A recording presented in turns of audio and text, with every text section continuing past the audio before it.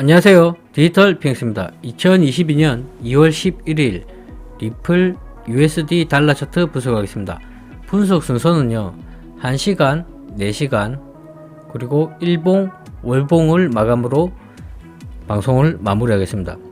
제 영상 보시면서 이렇게 RSI라든지 거래량 이런 것을 기준으로 해서 분석을 하고 있습니다. 하지만 시총이 아주 작은 잡코인은 흔히들 잡코인, 잡알트라고 하죠. 소형 알트코인들요.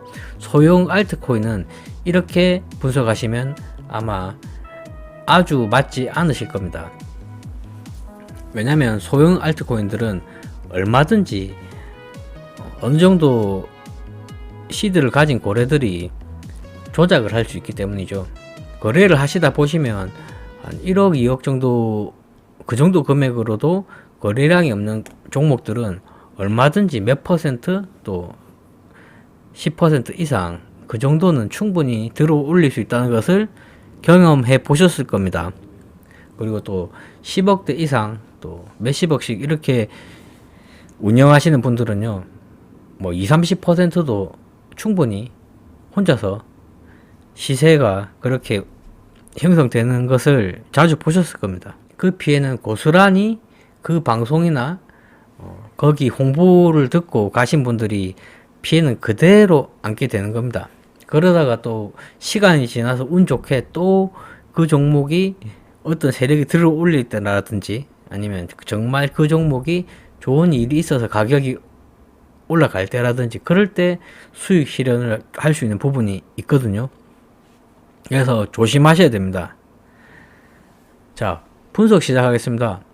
1시간 봉에서 RSI 지표가 25에서 바닥을 딛고 올라가는 모양새입니다. 그래서 단기적으로는 바닥을 딛고 올라가는 모양새고요. 볼린저 밴드를 보시면 2월 10일 22시부터 하단을 타고 쭉 내려가고 있습니다. 그리고 그 내려가는 부분에서 RSI에서 바닥을 딛고 올라가는 모양새고요.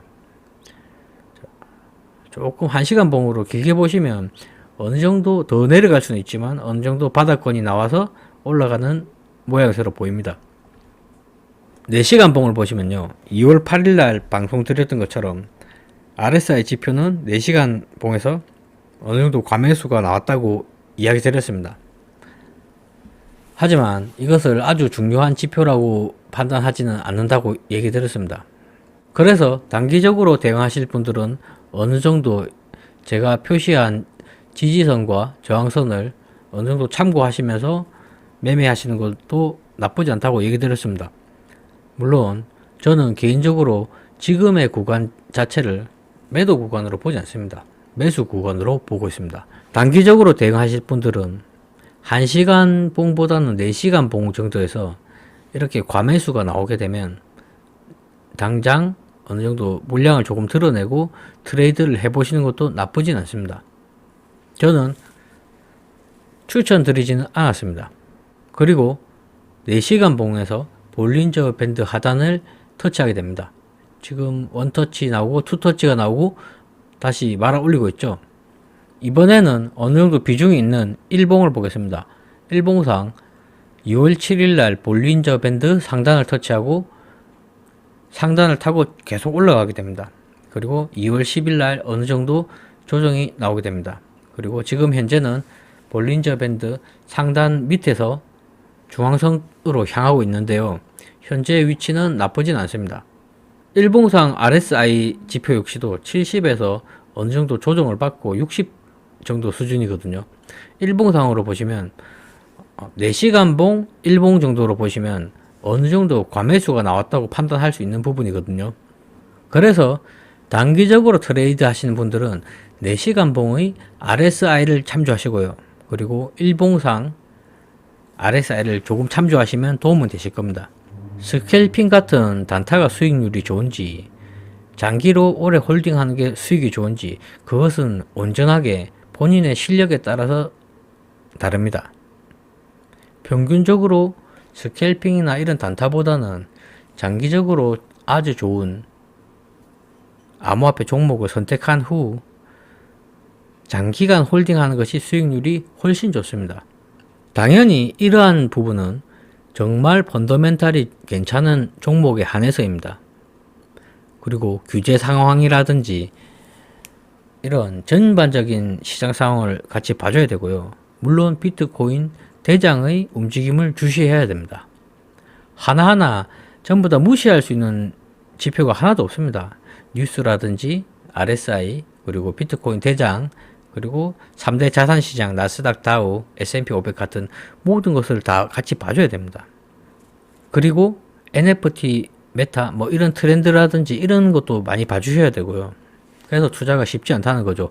그래서 장기적으로 보시면 정말 괜찮다 싶은 암호화폐 종목을 선택을 하시고 장기 홀드 하시는 것이 수익률에서는 가장 좋습니다. 단기적으로 보실 때는 리플을 예를 들겠습니다. 뭐 1,500원에 팔고 뭐 700원에 다시 홀드하고 1,500원에 팔고 700원에 홀드하고 1,500원에 팔고 700원에 홀드하고 아니면 뭐 1,000원에 팔고 800원에 다시 잡고 또 900원에 팔고 800원에 다시 잡고 이렇게 반복해서 수익을 낼 수 있습니다. 충분히. 그런데 그것은 일반적으로는 힘듭니다. 단순하게 리딩을 받고 그렇게 트레이드 하기는 무리가 있을 겁니다.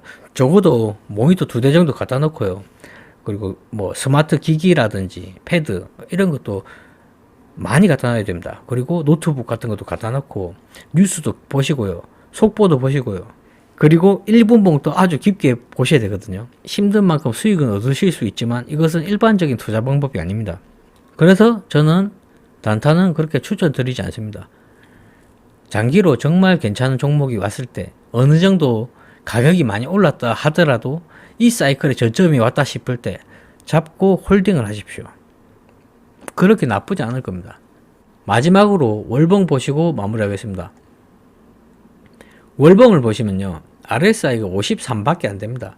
자, 전체적으로 몇 년치 정도 이렇게 보시면요. 현재 있는 RSI 지표가 월봉상 바닥권에 있는 걸 아실 수가 있습니다. 그리고 중요한 것이요. 제가 지금 사이클의 고점이 아직 안 나왔다고 판명하는 부분 중에서 또 한 가지 얘기 드리겠습니다. 단순하게 보시면요. 2021년 4월 달에 있었던 2,400원대가요. XRP 고점이 나오고 이미 끝났다고 보실 수도 있습니다. 하지만 제가 그렇게 판명하지 않는 가장 큰 요인 중에 하나는요. RSI를 보셔야 됩니다. 두 번째 사이클에 최고점이 나왔을 때 RSI는 무려 94입니다. 그리고 최고점을 터치했을 때 94가 있기 전에 한 번 더 터치가 있었습니다. 2017년 5월 달에요. RSI는 무려 94를 터치하고 5달이 지난 후 94를 투터치하게 됩니다. 이렇게 해서 최고점이 나왔거든요. 두 번째 사이클에. 그런데 현재 있는 사이클에서는 2021년 4월 달에 있었던 RSI 최고점은 73밖에 안 됩니다. 그래서 아직 고점이 나오지 않았다고 판단하는 요소 중에 한 가지입니다. 자, 그리고 지금 보시면 지금 있는 리플 XRP의 RSI 지수는 53부근밖에 안 됩니다. 전체적으로 보시면요. 지금은 바닥권입니다.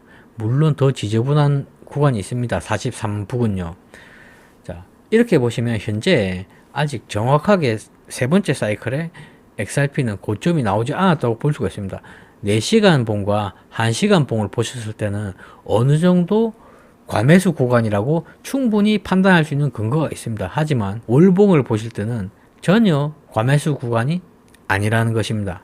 자, 이상 방송을 마치겠습니다. 시청해 주셔서 감사합니다.